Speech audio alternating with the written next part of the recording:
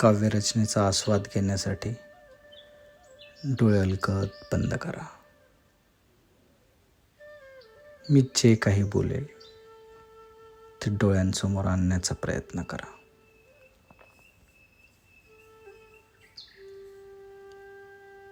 चौफेर गर्द हिरव्या झाडांनी सजलेल्या पर्वतरांगा, नजर जाईल तिथं पोपटी रंगांची उधळण करणारी आजूबाजूची शेतं, काळ्या ढगांच्या मेहंदीने सजलेले ते आभाळ,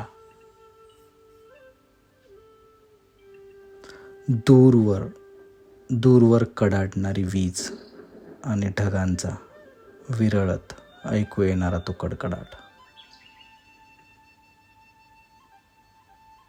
पावसाच्या थेंबांचा ऐकू येणारा तो नादब्रह्म,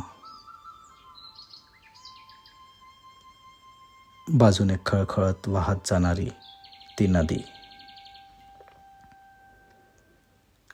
हवेतला तो मंद मंद गारवा,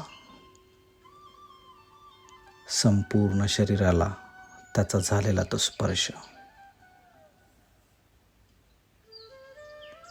हे सगळं शेताच्या मधोमध असणाऱ्या मचाणावरून बघताना स्वर्गात असल्याचा भास. पण या पूर्णत्वात देखील जाणवणारी एक हुरहुर, काहीतरी हवंय याची होणारी ती जाणीव. पण नेमकं काय हवंय हे न कळाल्याने झालेली मनाची ती द्विधा. आणि एवढ्यात समोर येतो तो गरम तळलेला वडापाव आणि काचेच्या ग्लासमधला एक कटिंग चहा.